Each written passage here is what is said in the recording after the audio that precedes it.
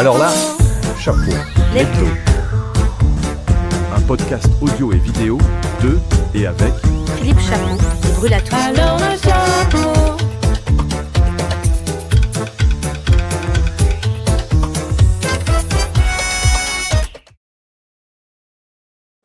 Et bonjour à tous, on est en direct avec Monsieur Brulatour. Je suis Philippe Chapeau, le fondateur de la Lettre Pro de la radio, entre autres. Brulatour, ravi de vous retrouver comme chaque lundi à midi. J'ai mis un petit truc là, oui, je ne sais pas si vous le voyez. Ouais, j'ai affiché rien que pour que les gens voient que tu as mis un emoji sur Ouais. ton nom. Ça sert à rien, mais je l'ai mis quand même. Ça sert à rien et puis on va enlever le nom parce que c'est pas très joli d'avoir les noms qui sont D'accord, là. ok. On va vous présenter les interviews que vous allez retrouver tout au long de la semaine. Ouais. Je vous rappelle, 2 interviews qu'on publie le mardi et le jeudi en général, donc soyez pas surpris si l'interview n'est pas publiée le mardi.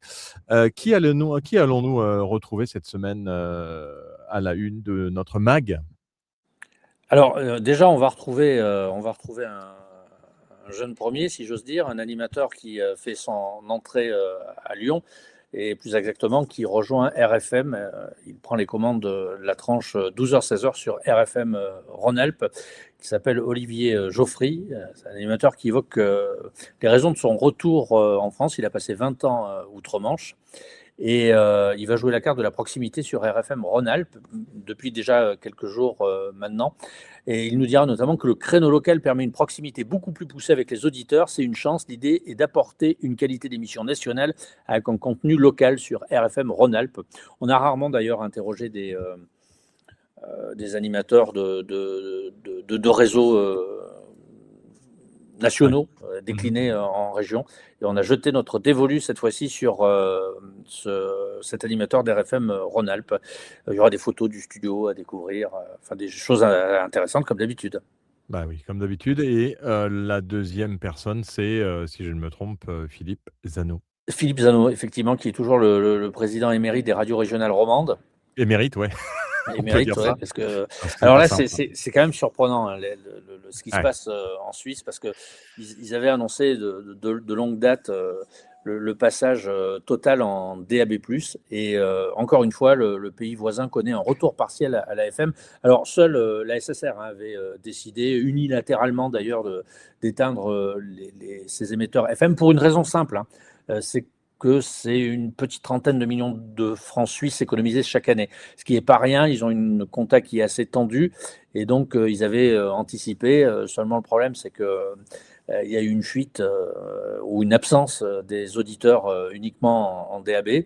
Donc ils ont réactivé la FM en parallèle du DAB. Donc il y a d'abord la double problématique, le double coût de diffusion FM DAB qui pèse. Et où ça en est, c'est la question que tout le monde se pose. Ils vont recommencer une série de réunions pour voir quels sont les impacts sur les radios privées, les enjeux économiques à venir, le coût de la double diffusion, et puis pour peut-être valider un calendrier vers une transition numérique définitive. Alors, ce ne sera pas avant 2031, d'après ce qu'on m'a dit, pour la Suisse. Donc, il y a de l'eau qui aura coulé dans les Alpes. Ouais, c'est pas bon quand même de faire marche arrière. On a vu aussi une radio en Belgique faire marche arrière du DAB+. C'est pas des signaux qui sont forcément très positifs. Le problème, c'est que c'est un serpent de mer, hein, une Arlésienne. Ça fait déjà presque 30 ans qu'on parle de ça. Jamais les pouvoirs publics ont eu, si vous me permettez l'expression, les coronesses de poser. Mais oui, mais bien sûr. Ah ouais, Hein. non, mais oui, mais Donc on va arriver, si tu veux, à un moment où le DAB, plus personne n'en aura rien à faire, où tout passera par IP, où on va perdre en liberté. On perdra certainement aussi parce qu'il y aura de la data qui circulera, donc on saura qui écoute quoi, à quel moment, pourquoi, etc. Donc c'est très dommageable. C'est dommageable principalement en France à cause des grands groupes hein, qui ont fait pression pour garder la part du gâteau publicitaire. Alors, moi, ça se comprend, quoi. Mais moi, il y a trop eu de grands dirigeants de radio française qui ont freiné des cas de fer parce qu'ils ne voulaient pas voir monter une concurrence, ils ne voulaient pas voir leur part de marché s'effriter. Donc on en est là. Moi, on annonce 2033 pour la métropole. Moi, je reste hyper dubitatif sur cette date. Moi, personnellement, je ne pense que ça ne se fera pas. et que on glissera doucement mais sûrement vers le tout IP et qu'il restera quelques îlots isolés de FM en France pour les réfractaires. Voilà. Et je pense que si l'État ne valide pas une date de bascule et ne force pas les opérateurs, ce ne sont pas les opérateurs qui iront, et notamment les grands opérateurs qui quand même décident de l'avenir du média. Donc c'est assez inquiétant. En Suisse, je ne sais pas parce qu'ils étaient un peu en avance, mais en France, c'est assez inquiétant. Moi, je ne vois pas bien le truc se dessiner. Il y a encore beaucoup de réticences, c'est le moins que l'on puisse dire. Et puis il y a le coût de la double diffusion. À un moment donné, ça va se ressentir. Hein. Il y a un paquet de radios qui paie plus la diff. Enfin, l'envers du décor n'est pas forcément agréable à regarder, quoi. Non, mais c'est clair. On va bien voir. En tout cas, c'est une technologie qui est très efficace, qui fonctionne très bien, le DAB, et qui permet véritablement d'avoir une bonne pénétration, même s'il faut des émetteurs qui boostent un peu plus que. Oui, puis ça coûte moins cher, hein, c'est beaucoup moins énergivore. Ouais. Et Voilà. puis, on voit en Angleterre aussi qu'il y a des solutions pour les petites radios, le small scale DAB, qui fonctionne plutôt pas mal Ouais. et qui Alors, il y aurait n'est pas beaucoup à encore dire autorisé sur en France. Mais... le small scale, mais c'est vrai que bon, tout ça, c'est un serpent de mer, quoi. C'est une arlésienne et avec un peu d'intelligence, on comprend qu'il y a des gens qui freinent toujours des cas de fer pour pas y aller, et puis ils sont tétanisés à l'idée d'arrêter la FM. Voilà, ce qui peut aussi se comprendre, mais à un moment donné, il faut prendre le taureau par les cornes. Ça va encore durer combien? 10, 15 ans, 20 ans, quoi. C'est des tergiversations, des ronds dans l'eau à n'en plus finir. On perd du temps, les opérateurs perdent de l'argent et perdent naturellement une audience sur la FM aussi, hein. Oui, dans une période où c'est pas forcément le moment de Ouais, ouais. perdre de l'argent. Ouais, OK. je dis pas trop de bêtises là, non? Je risque Non, pas. non. Non. Bah, écoute, c'est, si les gens veulent réagir, ils peuvent le réagir, soit en direct, bien entendu, en Ouais. laissant un commentaire, soit en nous envoyant De un toute mail façon, à je rédaction. dis ce que je veux, non? Ah, beh, c'est l'objectif de l'Art à la Chapeau, hein, c'est de pouvoir, D'accord. justement, dire ce qu'on veut, et c'est ce qu'on a décidé aussi, hein, après le salon, c'est, de passer à l'action. Donc Mmh. il faut dire les choses telles qu'elles sont.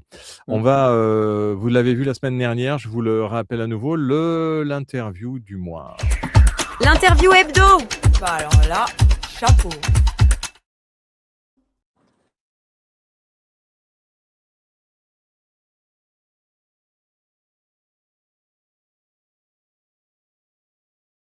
I think probably, I mean, I loved the random 2 years that I was on the air as a permanent radio presenter. That was great fun, because I got to do an awful lot of things that, frankly, I probably shouldn't have been able to do, you know.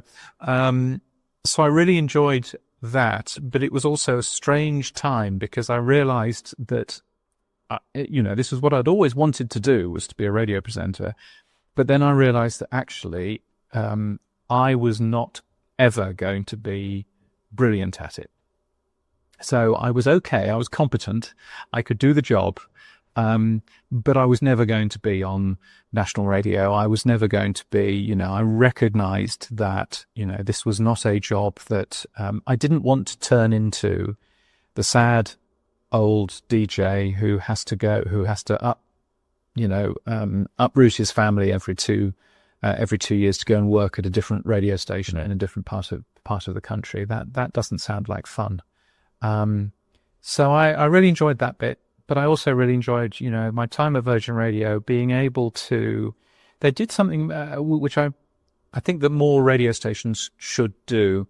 They gave me a KPI, a set of measures on how I was doing my job. And one of those was make sure that you get a press release into the media every quarter saying, with something to do with Virgin Radio being really technologically clever and advanced and everything else. And so that gave me the excuse to go and try lots of new things, to press release them, to get them out so that advertisers thought, well, this is a really smart radio station. We should be getting involved with it. That's what Il y en a d'autres qui se sont inspirés de ça chez Énergie Globale, notamment, je pense, c'est ce que disait, donc c'est un peu le retour de James Cridland quand il était jeune, ce qu'il a préféré dans sa vie, deux choses. Une première chose, c'était quand il était animateur dans une radio locale, mais il savait qu'il n'avait pas envie de faire ça toute sa vie et qu'il n'était pas très bon à ça. Et la deuxième, c'est quand il était à Virgin Radio, où on lui disait, en tant que directeur technique, enfin technologique, développement, innovation, et on lui disait, il faut que tu sortes un communiqué tous les quarters, donc tous les 3 mois, avec une nouveauté que Virgin doit lancer parce que même si tu n'as rien d'exceptionnel à faire, et donc ça le forçait à lancer de nouvelles technos parce qu'il était obligé de faire un communiqué de presse tous les 3 mois. C'est amusant. Il est gentil, James Cridland. Ouais, un super entretien que vous pouvez retrouver bien entendu en intégralité sur alors la chapeau, la lettre.pro/ALC en majuscule. On passe au top news. Le top 5 des news de la lettre.pro. Bah alors là, chapeau. Le top news 5 des 5, alors beaucoup d'actu la semaine dernière. Oui, alors le salon a fait le reste, hein. L'article qui a été assez engagé, c'est Soci Audio 2025, la radiographie d'une profession en mutation. Donc vous retrouverez une partie des résultats sur le site. Toutes celles et tous ceux qui ont répondu à cette enquête ont dû logiquement, j'imagine, recevoir Bientôt. bientôt la petite vingtaine de slides. Et puis pour ceux Ouais. qui veulent l'intégralité, qui n'ont pas répondu mais qui veulent l'intégralité, on fera des sujets là-dessus parce que c'est une étude qui est une première en France et qui est très intéressante. L'étude complète sera mise en vente. Ensuite, Céline Pigalle qui succède à Adèle Van Rett, ou Ritt, je n'ai jamais su comment décliner son patronyme, à la tête de France Inter. Et d'autres mouvements, hein. Il y a Laurent Guimier qui prend la place de Céline Pigalle à la tête de France Bleu, ici.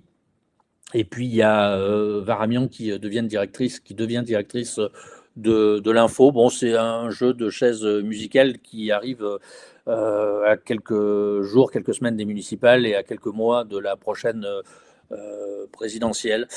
Bon, le service Stratégique. public. Oui, certainement. Oui, ils doivent certainement avoir de bonnes raisons. Et puis l'audiovisuel public qui, jusqu'à la fin du mois de mars prochain, est soumis à une commission d'enquête à l'Assemblée nationale. Donc ils doivent être, j'imagine, sous pression. Je ne sais pas pourquoi ils ont fait ce genre de choses. Alors d'aucuns disent oui, l'audience baisse. Mais enfin, c'est des stations qui restent quand même relativement fortes, hein, en audience. D'ailleurs, France Inter est toujours la première radio de France. L'Arcom qui défend l'accès à la radio dans les voitures connectées, c'est ce qu'a dit l'Alex la semaine dernière à Paris, lors du Paris Radio Show. Vous retrouverez une partie de ce qu'il a dit sur le site lalettre.pro. Alors, Philippe Générali aussi, qui part à la retraite. Alors, je pense que Philippe Générali est français à la base. Il a passé toute sa carrière aux États-Unis.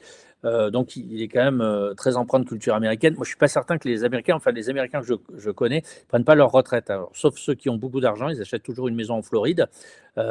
Mais après, il bosse quand même. Donc, je ne sais pas ce qu'il va faire, mais il va certainement lever le pied. En tous les cas, on va regretter Philippe Générali, hein. Voilà, d'abord parce que c'est un gars qui est français, hein, cocorico, alors par chauvinisme, si j'ose dire. Et puis aussi parce que c'est un grand professionnel. Il a lancé plein de trucs. Selector, Zeta, et puis toute une suite d'outils sont imposés comme des outils remarquables dans les stations, et pas forcément aux États-Unis, hein, aux quatre coins du globe. Donc c'est vraiment un professionnel qui va fort probablement nous manquer, et puis parce que c'est un gars qui est, on va le dire, hein, qui est sympathique.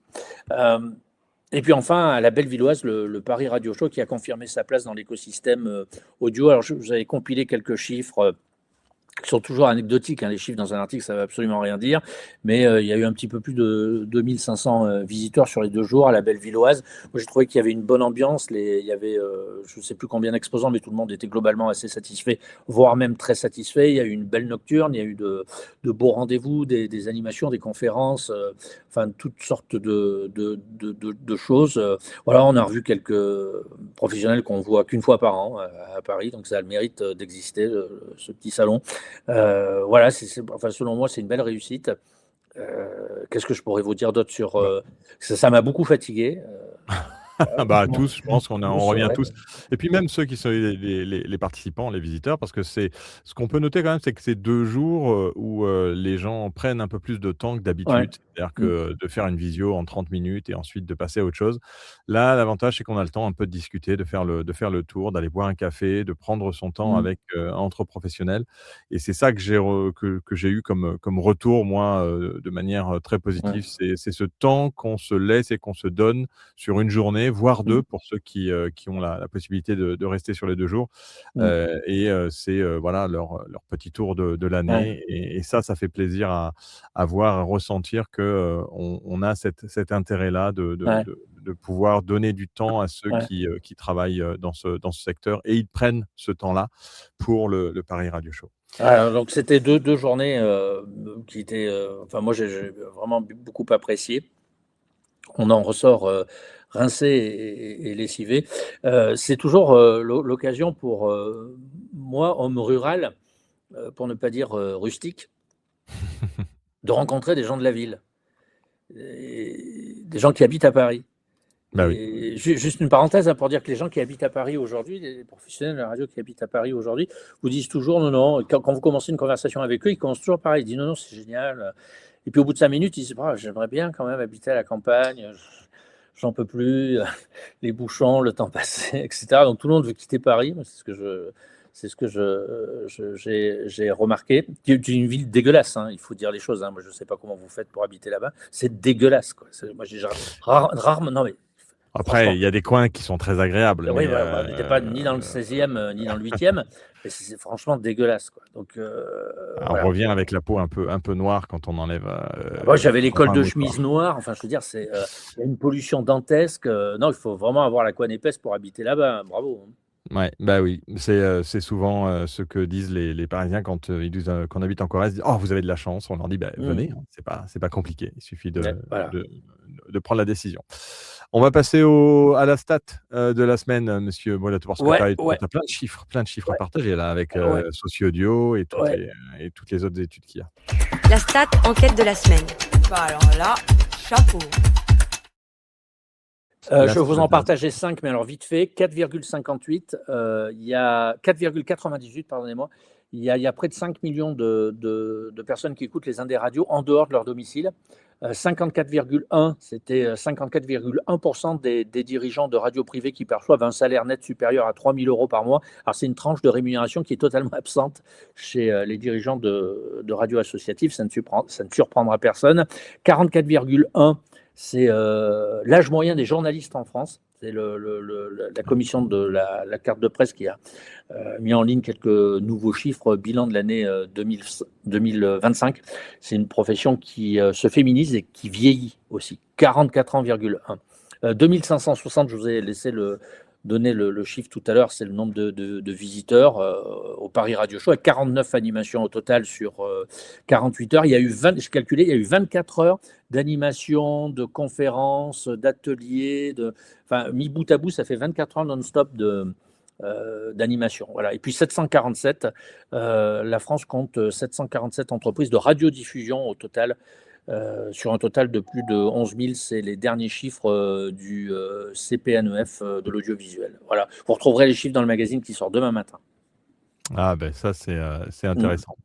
Très bien et bien moi je vais, si vous le désirez, recharger. Alors je vais vous montrer les chiffres de notre partenaire, Goal, puisqu'on a un nouveau Ah partenaire oui, ça maintenant c'est bien ça. voilà sur la lettre pro de la Il va radio. falloir que tu fasses Je vais un vous truc. partager l'écran, rapidement. Voilà donc, on va prendre les Indés radios. Bon là on voit, hein, le nuage de mots-clés, ce qui ressort c'est Ouais. Star Academy, Mmh. normalement travail, normalement organisation, c'est bizarre comme mot-clé. Allez, on va tout de suite regarder, les chiffres, l'analyse globale et on va Mmh. voir de toutes les radios sur la semaine. Donc j'ai pris la semaine du 1 au 9 février, d'accord? Mmh. Pour voir quels sont, quelle est la radio qui interagit le plus. C'est Radio VFM, qui a un taux d'interaction assez important. On va voir, sur les radios des Indés radios.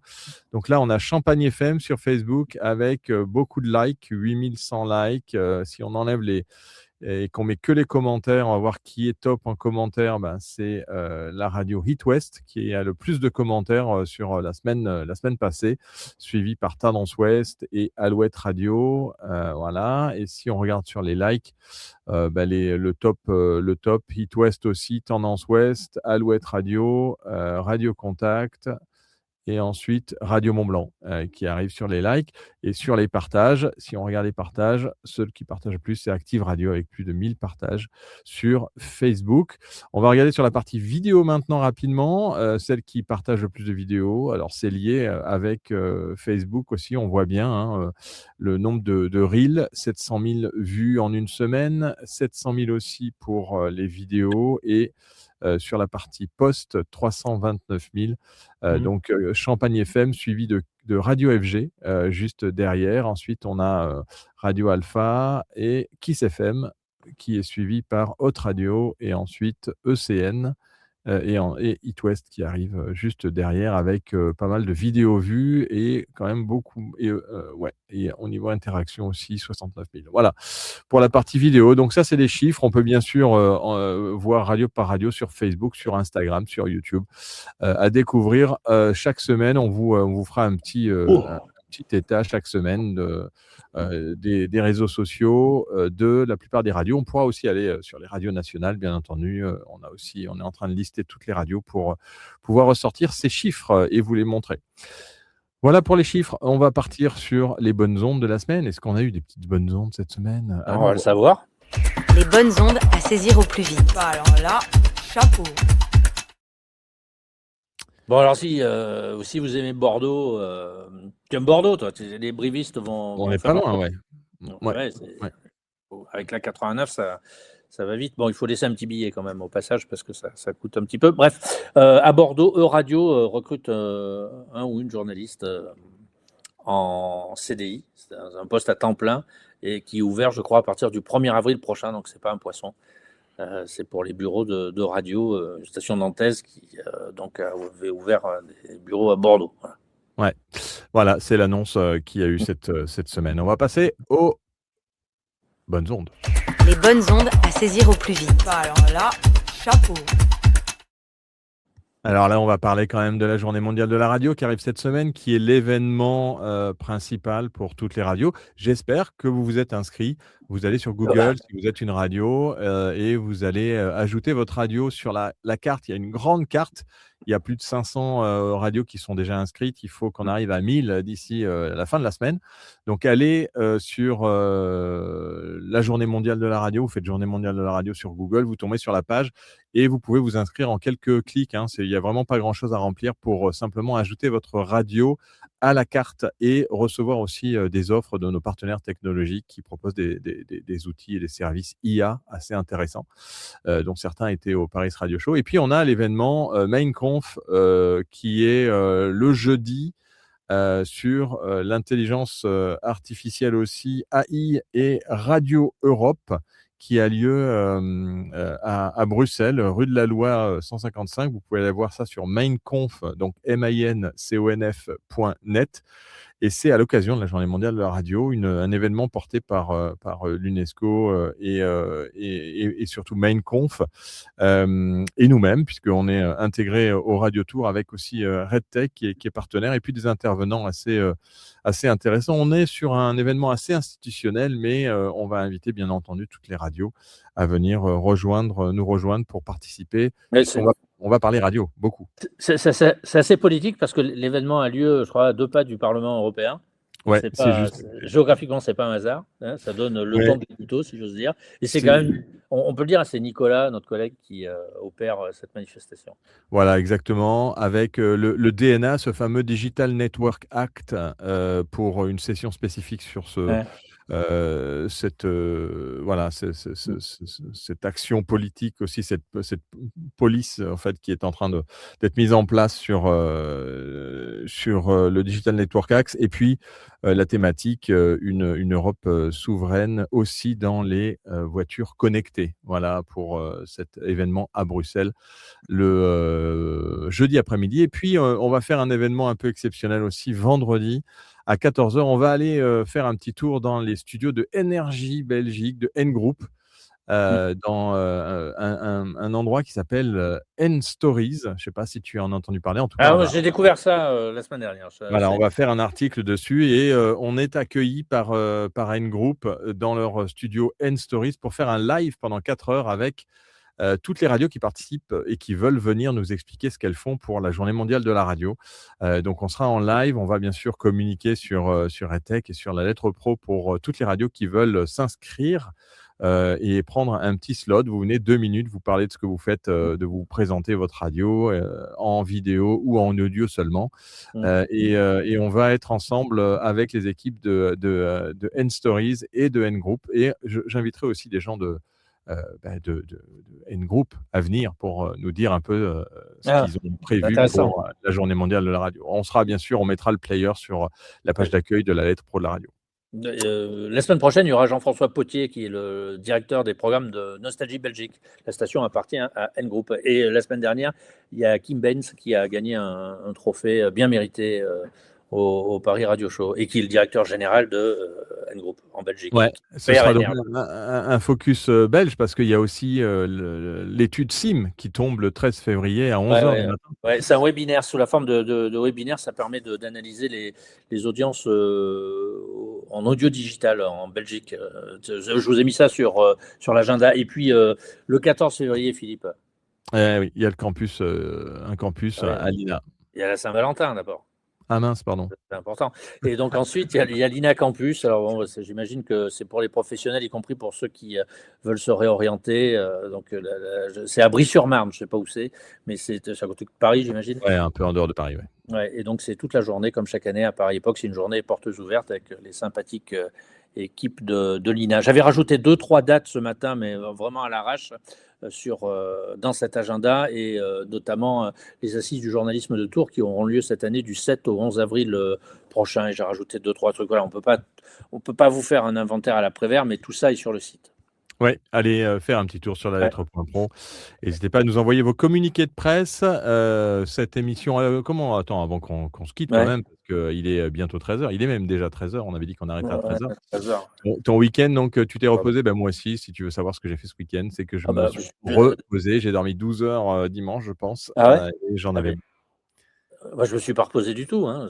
Ah bah oui, non, mais moi, je peux pas. Si je me repose pas, je meurs. Moi, déjà vendredi, j'ai fait le MAG que j'ai terminé hier et samedi et hier, j'ai fait. Regarde le back office. Hein. Ah ouais, non mais voilà. Ah là là, mais oui, mais toi, pas besoin de sommeil, toi, c'est pour ça. Ah là là. Bon, merci Monsieur Brûlatour pour cette émission. Vous pouvez bien sûr soutenir cette émission. Il y a des gens qui sont avec moi que tu ne verras pas là. Et qui confirme le fait que j'ai pas besoin de sommeil. C'est vraiment c'est une torture. Ah non, mais des liens d'amitié sont une torture. Hein, Ah là là, tu sais, la vie est dure. Ouais. Vous pouvez nous soutenir donc par le biais du Club HF Pro. On a remercié la plupart de nos membres qui étaient exposants au Paris Radio Show avec quelques produits de Corrèze au salon. Et bien entendu, si vous voulez vous aussi en faire partie, il suffit d'aller sur le site lalettre.pro. Vous allez en haut à droite dans la partie Club HF. Vous avez toutes les infos et surtout sur la page d'accueil du site. Allez cliquer sur les liens de nos membres du Club HF qui nous permettent de pouvoir mener le salon, les actions, peut-être des radiotours, qui sait, et une évolution du salon dont on vous parlera peut-être dans les prochains mois pour l'année prochaine. Pour le oui, mais c'est certainement qu'on va lancer 2-3 choses en parallèle. C'est vrai que tu fais bien de rappeler pour les radiotours parce qu'il n'y a pas de dates qui sont bloquées, contrairement aux mêmes périodes les années passées. Donc il va falloir inventer quelque chose de nouveau. On va voir.